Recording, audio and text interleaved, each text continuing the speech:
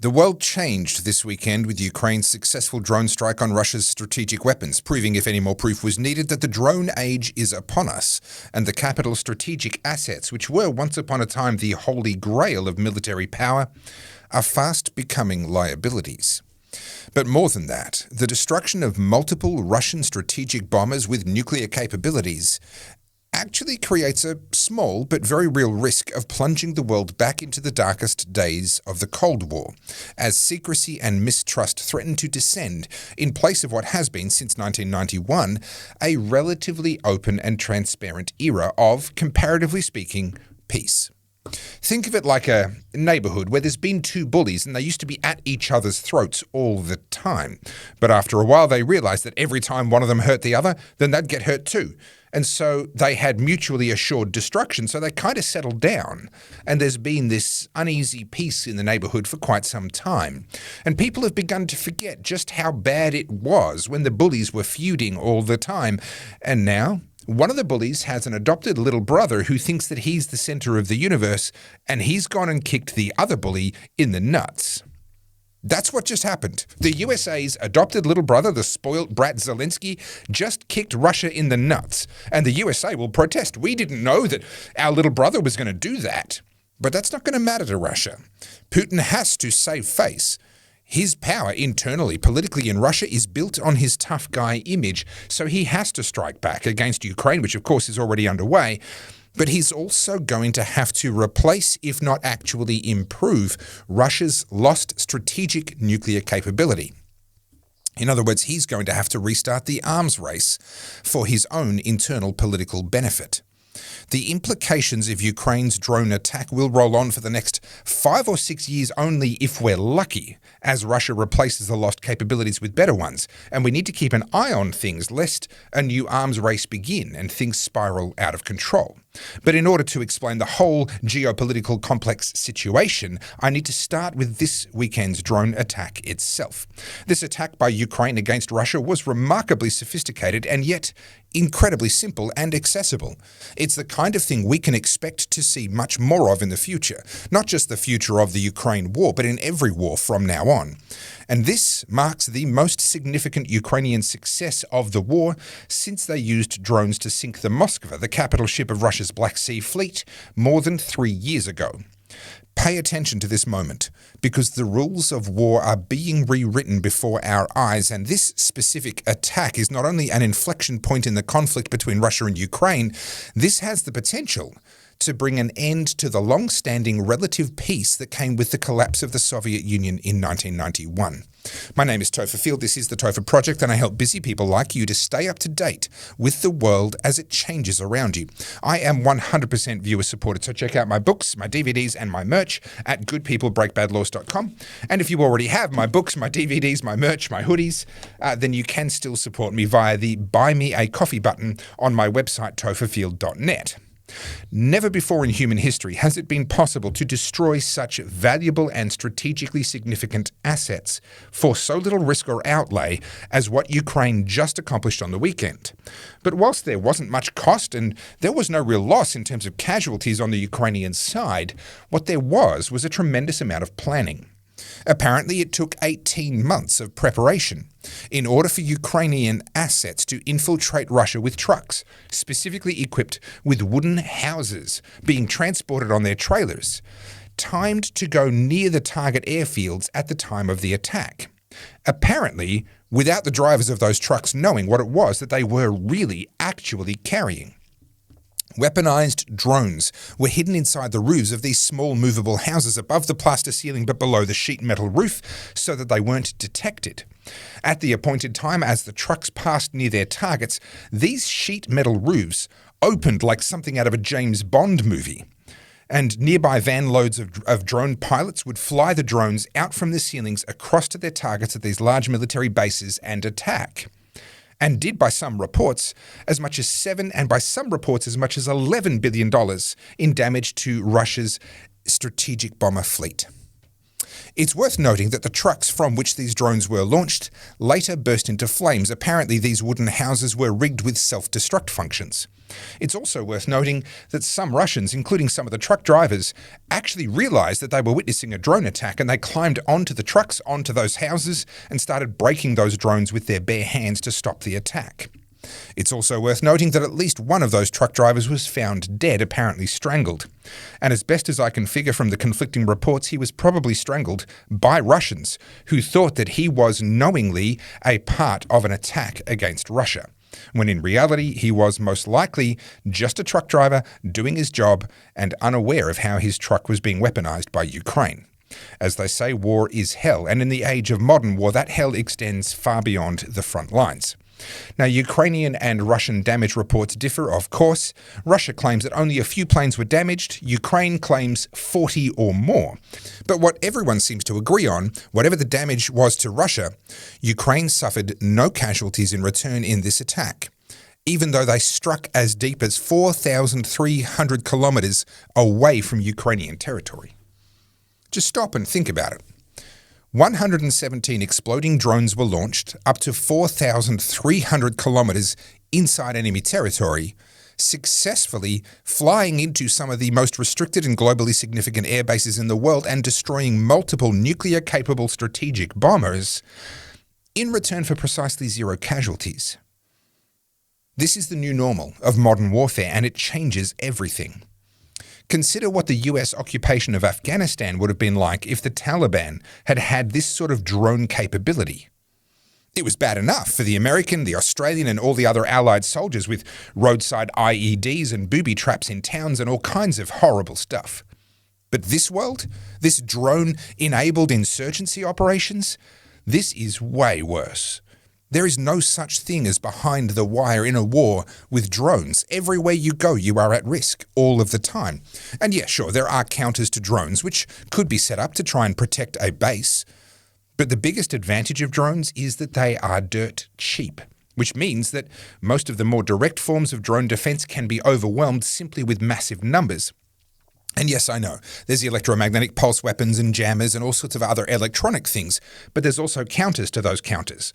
Placing the electronics inside chassis-mounted Faraday cages and pre-programming the route instead of having pilots flying the drone would instantly overcome EMPs and jammers, and even if those drones were now only a fraction as effective as a result of the changes, then overwhelming numbers would still make them terrifying. But let's come back from the hypotheticals of a drone-Ghanistan hellscape and back to the charming reality of a drone-Cranian hellscape. Because this drone strike has implications far beyond the drones themselves. Again, putting aside what you think of the war between Russia and Ukraine, the implications of multiple Tu-95 Bear and Tu-22M3 backfire and Tu-160 strategic bombers being destroyed by a non-peer adversary, the implications of that are absolutely global. And if it's true that this attack was carried out apparently without the knowledge of US President Donald Trump, well, that is interesting, to say the least. The relationship between Ukraine and the US is strained, but Ukraine still needs the US. They need American backing. And it is still viewed by Russia as a US-backed adversary. So this attack has implications far beyond the immediate conflict.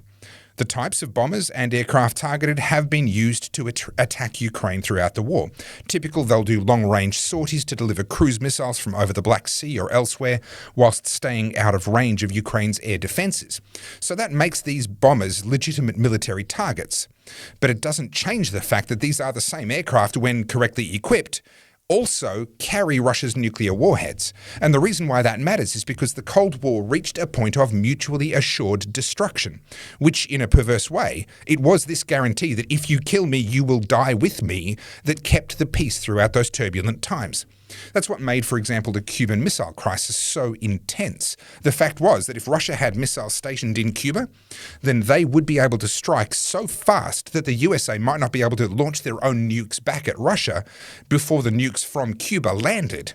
And that threatened to change everything, because no longer was the destruction mutual. Mutually assured destruction would break down at that point, and it would have been possible for Russia to strike and for the USA to not be able to take Russia down with them. which would in turn lead to the USA being very trigger-happy, having to keep their nukes ready to fly at a moment's notice at all times. And such a trigger-happy posture had the potential to lead to a mistake and a global catastrophe. Such were the times at the height of the Cold War. And so Russia was persuaded to back down thanks to a blockade of Cuba by the US Navy, as well as the agreement that the USA would dismantle its own nuclear launch sites located in Turkey, perilously close to the USSR, and destabilize into global peace for exactly the same reasons as what the missiles in Cuba would have been. And so the Cuban Missile Crisis was ended. But in reality, part of the reason why Russia was willing to back down was that they were now launching more and more of their own nuclear-powered, nuclear-armed intercontinental ballistic missile submarines. They launched their first one in 1960, and they continued building more ever since. So this strike without warning threat was now kind of a given. They no longer needed land bases in places like Cuba or in Turkey. Now that both the USA and Russia had nuclear ICBM-equipped submarines, well, they could surface one at any moment in time and rain death upon the other with almost no warning. As a result, both countries remained on a hair trigger for a decade or more because of this secrecy, this not knowing what the enemy were doing with their nuclear weapons. And this is why, when nuclear armament treaties finally came along in 1982 and were progressively agreed on over time, this is why they have such a strong focus on disclosure of information, making sure that your enemy knows where your nukes are and vice versa, so that you can be sure that the other is not just about to launch. You can relax. The original START treaty was agreed to in 1982, and it focused on force reductions in the number of warheads and vehicles capable of delivering nuclear warheads, and it also had large amounts of the treaty dedicated to verification and monitoring of each other's nuclear activities. Now, the world changed in 1989 with the fall of the Berlin Wall, and again in 1991 with the breaking up of the Soviet Union. But when Ukraine separated from Russia in 1991, it left the world with a problem. You see, Ukraine was where the USSR had stationed a very substantial part of their nuclear arsenal. And now that Ukraine was suddenly a separate country again, and no longer a part of the USSR, Ukraine was, by itself, the world's third largest nuclear power after the USA and Russia. Now, Ukraine actually agreed to hand back all of those nuclear weapons to Russia to be destroyed under the evolving START strategic arms reduction treaties. And Ukraine finished handing all of their nuclear weapons back to Russia on the 1st of June 1996. And it is no coincidence that it was the 1st of June in 2025, 29 years to the day later, that Ukraine launched their drone attack targeting Russia's strategic nuclear arms. That timing was not an accident. Russia's strategic bombers were required to be kept in a visible and verifiable location and condition under the New START agreement. Now, the requirements actually aren't specific on how this is to be done, but in essence, the agreement requires that the locations of all strategic assets, including Russia's nuclear-capable bomber fleet, had to be knowable to the USA in this case via national technical means, which is widely accepted to mean that they've got to be visible to satellites. Now, Russia actually withdrew from that agreement in February 2023 specifically because of the US support for Ukraine in their war, and you might think that that would mean they would start hiding their strategic bombers. But these planes are big, 50-meter-long wingspans. They are hard to hide, and as best as I'm aware, Russia didn't try to hide them, because after all, their beef wasn't really with the USA directly, it was with Ukraine and the expansion of NATO. So the planes continued to operate basically as they had before, being parked in highly visible locations, operating out of known airfields. And it was this, Russia's continued compliance with the requirements of the START treaties, even after they had officially left the treaty. It was this that gave Ukraine, the adopted annoying little brother of the USA, their chance to strike. All right, that is a lot of background to come back to the moment of Ukraine's attack. On the 29th anniversary of Ukraine becoming a non-nuclear state, the 29th anniversary of when they handed the last of their nukes back to Russia, the now US-backed Ukraine took advantage of the US-Russia nuclear treaties to directly attack Russia's nuclear capabilities. And yes, Those bombers were also being used in the war against Ukraine, and they were and are legitimate military targets for Ukraine, but the timing and targeting are no coincidence. Ukraine is sending a message, or more specifically, Ukraine is trying to get its big brother, the USA, to start feuding with Russia again. They want to reignite the Cold War. Trump has put Zelensky under the pump, and I won't go into the details because I'm sure you already know, but in a nutshell, the unconditional blank check support that Zelensky enjoyed under Joe Biden came to a crashing halt under Trump. And Zelensky has been feeling a little unloved ever since, after enjoying a few years as the center of the universe. So if you're him, how do you get back to being the center of the universe? Well, one way would be to reignite the arms race between the two old rivals, the two old bullies, which would then make your beef with Russia a strategically vital conflict for your big brother to win. Striking Russia's strategic nuclear assets in a way that is so humiliating for Putin is, in my opinion, calculated to try and get him to rebuild his lost nuclear capability, so that he can save face by, for example, putting the Tu-160, an aging design which has been modernised and put back into production in 2022, putting that plane into high-speed production to replace the perhaps 10 to 20 strategic bombers damaged in these attacks.